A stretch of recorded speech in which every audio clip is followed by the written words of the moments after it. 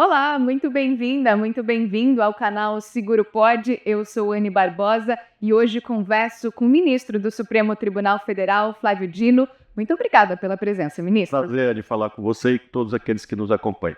O ministro é o mais novo integrante da Suprema Corte, conversa com a gente hoje sobre como cidadania e justiça podem dialogar para um ambiente de negócios mais democrático. Ministro, mas também advogado, professor, juiz, político. Como é que a sua experiência, ministro, nos ajuda a entender como justiça e cidadania, podem ajudar nesse processo de importância também no progresso econômico? Quando você analisa os números do mercado de seguros no Brasil, você verifica que há um imenso potencial de crescimento. Mesmo os produtos que são mais populares no mercado, exemplo do seguro de carro, o plano de saúde, ainda não chega a 1/3 da população. E outros seguros têm 10% da população, que mostra que este trunfo que o Brasil possui de ser um mercado de massas, no que se refere ao seguro, não está sendo adequadamente ainda alcançado. Por isso mesmo, justiça e cidadania são imperativos constitucionais e, ao mesmo tempo, são viabilizadores de investimentos, uma vez que só é possível que as pessoas comprem produtos do mercado de seguros se elas tiverem capacidade aquisitiva.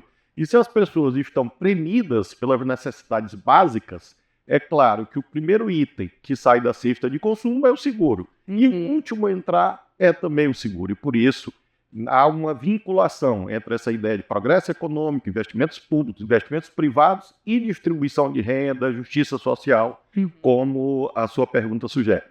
E quando a gente fala de desenvolvimento econômico no país, como funciona esse diálogo, entre o setor público e o privado, num sentido geral mesmo, não só seguros, mas para a importância que esse progresso aconteça?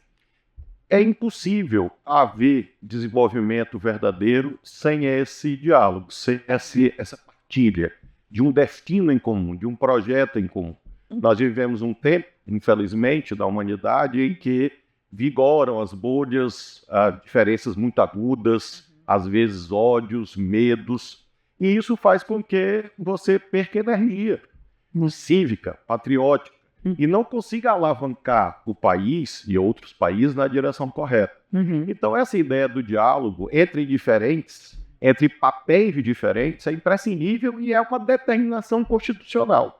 Quando você vai no artigo 170 da Constituição e nos seguintes, onde há as regras sobre a chamada ordem econômica, ali está dito que o poder público tem seu papel, a iniciativa privada tem seu papel, um não deve substituir o outro, um não deve atrapalhar o outro. E, obviamente, as concertações, os acordos são imprescindíveis para que o país evolua. E nesse momento que você fala de bolhas, de tantas diferenças, a gente vê um movimento no mundo e, claro, aqui no Brasil também, de adequação de regras, justamente pensando num desenvolvimento econômico mais sustentável, nesse sentido. Como é que o setor jurídico também auxilia nesse diálogo? É importante entender que a dualidade, estabilidade e mudança faz parte da vida e, portanto, faz parte do direito.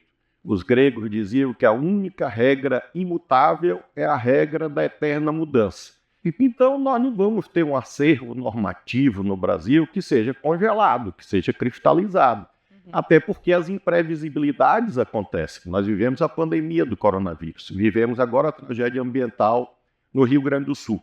Então, nós precisamos, quando olhamos o direito, a regulação dos mercados econômicos, entender que essa dualidade faz parte da vida. De um lado, é preciso alcançar a máxima estabilidade e previsibilidade possível. Do outro, tem capacidade de entender que no regime democrático as adaptações, as mudanças são necessárias sem vulnerar direitos adquiridos, coisas que já foram consolidadas ao longo do tempo. É um desafio diário, eu diria, para os legisladores, para os reguladores, também para os tribunais. E nessa dualidade que o ministro traz aqui para a gente, a gente traz também que a justiça tem como símbolo a balança, tem ali a mediação como ponto importante.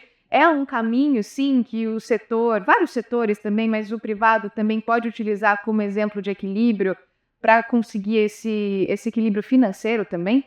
Todas as relações de poder conjugam, de um lado, regras, portanto, uma capacidade normativa, e de outro, consensos, diálogos, e por isso mesmo, isso que faz parte da nossa vida privada, familiar, deve fazer parte sempre da vida pública.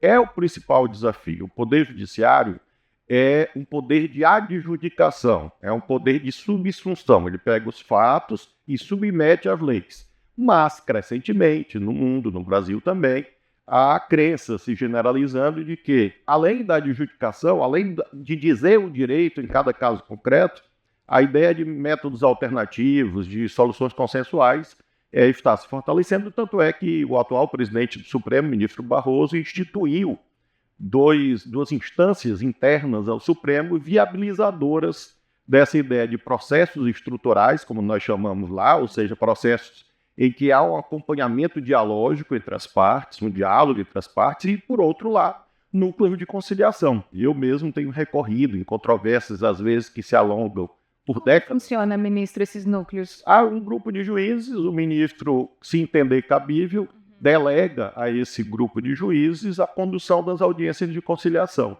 E a taxa de êxito é boa. E eu acredito que há temas que só podem ser solucionados assim. Por isso, essa ideia da balança como equilíbrio, ponderação e também como junção de métodos diferentes é fundamental à luz da Constituição. E quando a gente fala, né, de articulação do governo e também o setor privado, tem uma série de precauções, né, que precisam ser tomadas em relação à ampliação de políticas públicas, focando também nesse sentido, porque elas precisam acontecer, né? Então, de que forma isso pode seguir com menos atritos jurídicos também, né? Porque eles conversam e aí, às vezes, um desentende com o outro e aí acaba parando na justiça. O equilíbrio entre os poderes, desde que ele foi concebido como uma construção filosófica, institucional, jurídica, sempre foi dinâmico. Em todos os países do mundo, você nunca vai ter uma solução a priorística que diga tal poder vai agir assim e o outro só vai até ali. O que acontece hoje no Brasil é que a crise da política, aliás no mundo, mas particularmente no Brasil, conduz a que um grande número de conflitos seja levado ao Supremo. Então se fala na judicialização da economia, judicialização da política. Não é o Supremo que vai lá e pede para julgar. Alguém pede para julgar. Empresas, entidades, partidos, governos. E isso leva a que hoje realmente o Supremo tenha esse grande protagonismo na implementação das políticas públicas. O que eu considero é que o Supremo deve dosar essa necessidade de arbitrar esses conflitos com uma dose também de autocontenção. O direito pode muito, mas não pode tudo. O Supremo é Supremo no limite da sua competência. O Supremo pode muito, mas não pode tudo. Às vezes, o Poder Judiciário deve exercer o direito de não decidir, considerando que há outras instâncias da sociedade que podem e devem ocupar esse papel. Importante esse diálogo, né, de entender os espaços e também as funções. E muitas preocupações surgem nos setores, né, que é em relação a essa segurança jurídica. Então, de que forma a gente pode pensar num cenário onde é possível equilibrar os interesses do setor privado, porque isso acontece, isso está presente, mas também acontecer em relação à esfera pública, né? Então, diminuir essa judicialização que acontece de certa forma, mas que as coisas e as ações possam acontecer. De que forma isso poderia? O Supremo tem procurado, no que se refere aos mercados de um modo geral, cumprir o que a Constituição manda, Código Civil, as leis em geral, em que você tem outros direitos que comparecem na cena contratual. Você tem a empresa, mas você tem o consumidor. Existem direitos dessas pessoas e é preciso ouvi-las.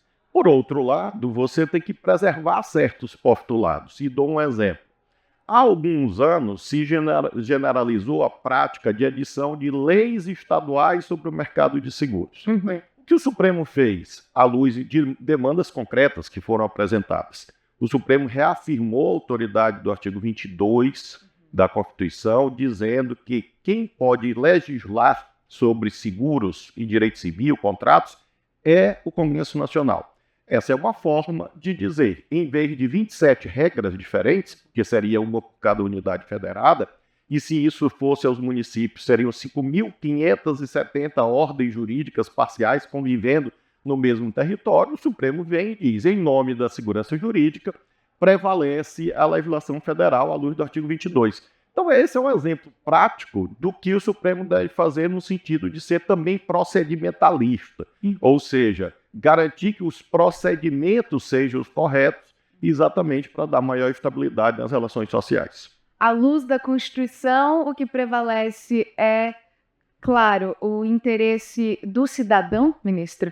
Ele está no centro do sistema jurídico, não pode ser diferente. Agora, nós não podemos partir da ideia falsa de que há uma antinomia, uma contradição entre interesses públicos e privados. O interesse privado também é de interesse público. Cito um exemplo: fraudes, crimes. Claro que uma empresa, qualquer que seja ela, que é lesada em face de uma fraude ou de um crime, sofre um prejuízo econômico, claro. Mas esse prejuízo econômico pode, por exemplo, ao quebrar a empresa, gerar desemprego. Esse crime que foi cometido num determinado setor econômico, se ele não é adequadamente prevenido e combatido, ele pode se generalizar. Nós temos um exemplo trágico no Brasil, que são os crimes ambientais na Amazônia. Como não houve o combate adequado, esses crimes ambientais, além de crescer em quantidade, se associaram a organizações criminosas nacionais e transnacionais e mudaram de patamar. Então não é mais o crime ambiental individual, são organizações que atuam no financiamento e na lavagem desse dinheiro, abrangendo narcotráfico, tráfico, biopirataria, tráfico de drogas, enfim.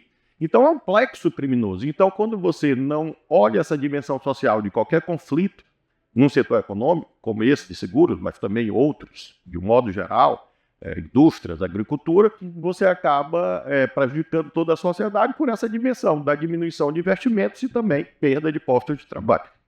Esse foi o diálogo com o ministro. Então, Flávio Dino, muito obrigada pela conversa. É só uma, né? A gente queria muito mais. Obrigada, ministro. Prazer. Obrigada para você também que acompanhou a gente até aqui. A gente se vê, então, nos próximos episódios. Se curtiu, curte, deixa um like, compartilha. A gente se vê nos próximos. Até lá!